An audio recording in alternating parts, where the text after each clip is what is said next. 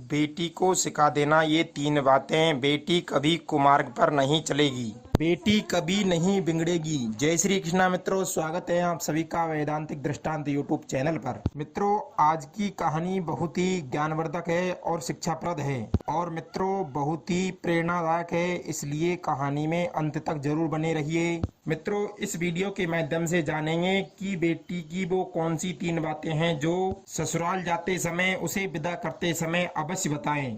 मित्रों, कहते हैं कि जो बेटी होती है वो घर की लक्ष्मी और घर का भविष्य मानी जाती है।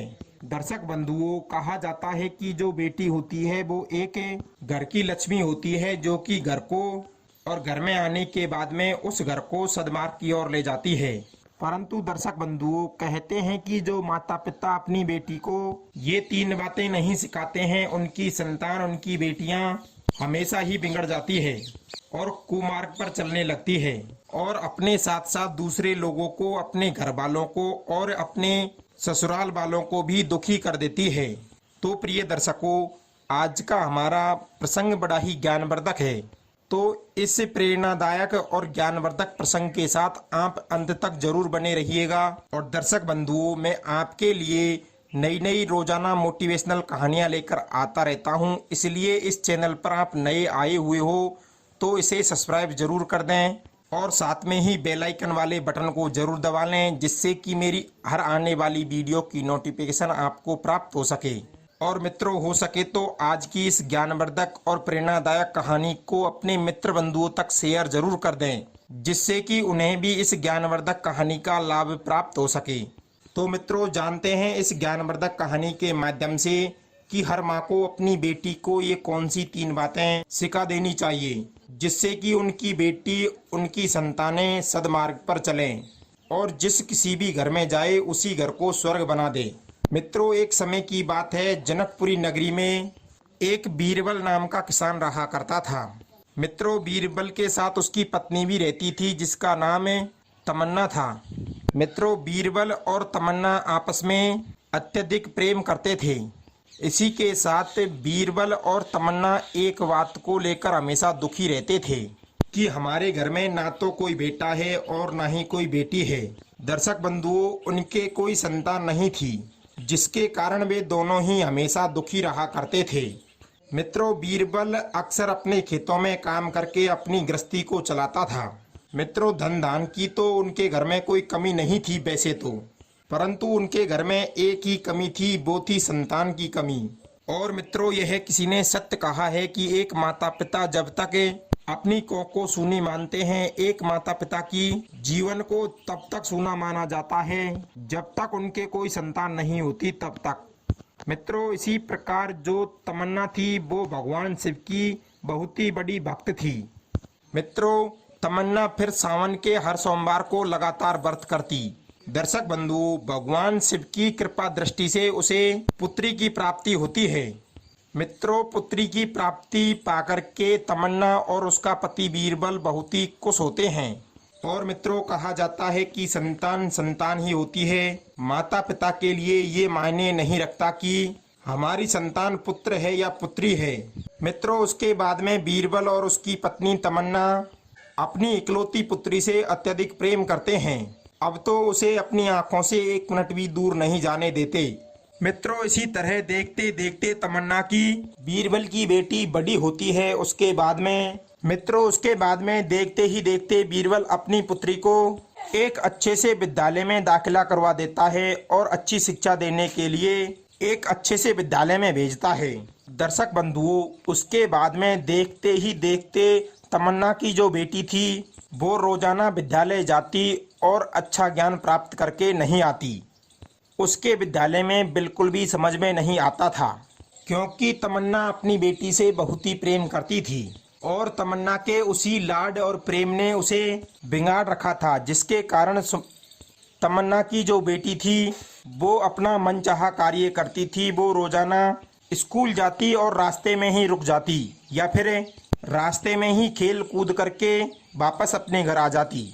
मित्रों, अब तो इस बात को लेकर के बीरबल भी तमन्ना से चिड़चिड़ेपन में रहने लगा।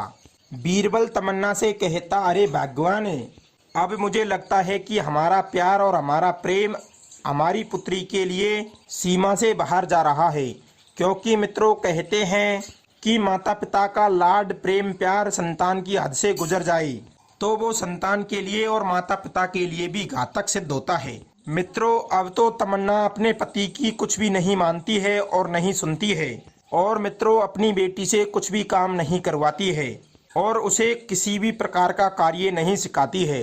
अब तो एक दिन वह समय आ जाता है जब तमन्ना की बेटी और बीरबल की बेटी समझदार हो जाती है। जैसे ही बीरबल की बेटी समझदार हो जाती है और विवाह के योग्य हो जाती है, तभी बीरबल अपनी बेटी के लिए अच्छा सा रिश्ता देख लेता है और एक अच्छा रिश्ता देख करके, अच्छा मुहूर्त देख करके बीरबल अपनी बेटी का विवाह कर देता है। मित्रों शादी करने के बाद बीरबल की पुत्री जब अपने ससुराल जाती है, एक दो दिन तक तो उसके ससुराल वाले उससे कुछ नहीं कहते हैं, उसकी खूब प्रेम से रहते हैं, प्रेम से बातें करते हैं और उसके साथ खूब लाड प्यार करते हैं और उसे किसी भी प्रकार का काम नहीं करवाते हैं। परंतु मित्रों 2-3 दिन तमन्ना की बेटी को अपने ससुराल में बीत जाते हैं, तब ससुराल वाले उसे कहते हैं कि बहू आज तुमको हमारी रसोई घर में भोजन बनाना है, क्योंकि हमारे यहाँ की परंपरा है कि आने वाली नई बहू घर के लोगों के लिए और घर वालों के लिए भोजन बनाएं और खुद अपने हाथों से परोसें। दर्शक बंधुओं, उसके बाद तमन्ना की बेटी अपनी सासू से कहती है कि माँ जी मैं तो खाना बनाना ही नहीं जानती हूँ, मुझे खाना बनाना नहीं आता है, मुझे तो मेरी माँ ने कुछ भी नहीं सिखाया, और हाँ मैं आखिर आपके लिए भोजन बनाऊँ तो क्यों बनाऊँ, केवल आप तो मुझे अपनी बहू के रूप में ब्याह करके लाए हो, क्या आप मुझे नौकरानी के रूप में थोड़ी लेकर के आए हो। दर्शक बंधुओं, इस प्रकार से तमन्ना की बेटी अपनी सासू से जवान लड़ाने लगी और किसी ने सत्य ही कहा है कि कभी भी अपनी पुत्री को या फिर अपनी संतान को, चाहे पुत्र हो या पुत्री, ज़्यादा लाड प्रेम नहीं करना चाहिए। तो मित्रों तमन्ना की जो बेटी थी उसको तमन्ना के प्यार प्रेम ने इतना बिगाड़ दिया था कि वो अब तो अपने से बड़े लोगों का मान सम्मान करना भी भूल गई थी। मित्रों फिर उसका ससुर उसे दूध के लिए कहता है कि हे बेटी, हे बहुरानी, मुझे दूध पीने का समय हो रहा है और मुझे दूध पी करके दवाइयाँ लेनी है, मेरे लिए थोड़ा सा दूध लेकर के आओ। तो दर्शक बंधुओं फिर भी वही बात आई, तमन्ना की बेटी अपने ससुर से कहती है कि मैं आपके घर की और आपकी नौकरानी थोड़ी हूँ, मैं आपके लिए दूध क्यों लेकर के आऊंगी। दर्शक बंधुओं इस प्रकार उसके रोज रोज के इस तरीके के दुखों को झेल करके तमन्ना की बेटी के ससुराल वाले सभी परेशान हो गए। और मित्रों एक दिन तमन्ना का दामाद उसकी बेटी को उसके घर ला करके छोड़ देता है।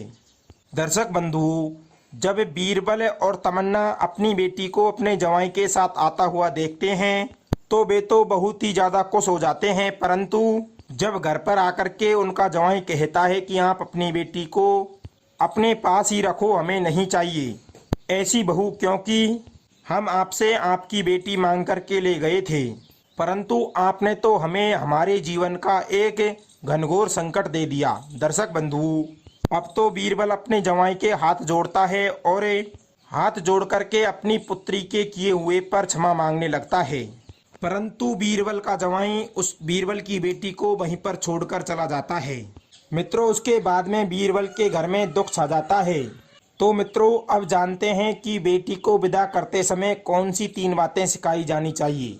दोस्तों कहते हैं कि बेटी को उस तरह मानना चाहिए जैसे अपनी बहू को समझते हो, और उस बहू को ऐसे समझना चाहिए जैसे कि आप अपनी बेटी को समझते हो। मित्रों कहते हैं कि कई लोग ऐसे होते हैं जो बहू और बेटी को अत्यधिक ज़्यादा फर्क की निगाहों से देखते हैं, परंतु मित्रों बहू और बेटी में कोई फर्क नहीं होता है। जो हमारे घर में एक बहू बनकर आती है, बहू के रूप में आती है, तो वह भी किसी की बेटी होती है, और जिस बेटी को हम हमारे घर से विदा करते हैं वो भी किसी की बहू जाकर बनती है। इसलिए पहली बात तो ये है कि कभी भी बहू और बेटी में अंतर नहीं करना चाहिए। मित्रों दूसरी बात, बेटी को कभी भी सिखाना चाहिए कि बेटी तुम्हारी इज्जत है और तुम्हारी मान मर्यादा में ही हमारी इज्जत है। इसलिए हमेशा किसी भी कार्य को करने से पहले अपने और अपने माता पिता के बारे में जरूर सोच लेना चाहिए। दूसरी बात, बेटी को विदा करते समय ये सिखाना चाहिए कि बेटी अपने सास और ससुर को इस तरह समझना जिस तरह तुम अपने माता पिता को समझती हो, और अपने सास ससुर की हर बात को मानना, और जिस घर में तुम जा रही हो उस घर में बेटी की तरह रहना, और उस घर में रहने वाले सभी लोगों को हमेशा सुख प्रदान करना। दर्शक बंधुओं, ये बातें हर माँ को अपनी बेटी को सिखानी चाहिए। तो मित्रों, उम्मीद करते हैं कहानी आपको पसंद आई होगी। अगर पसंद आई हो तो कहानी को लाइक करें और कमेंट करके हमें ज़रूर बताएं। मिलते हैं अगली ज्ञानवर्धक कहानी में। आप सभी का बहुत बहुत धन्यवाद। जय श्री कृष्णा मित्रों।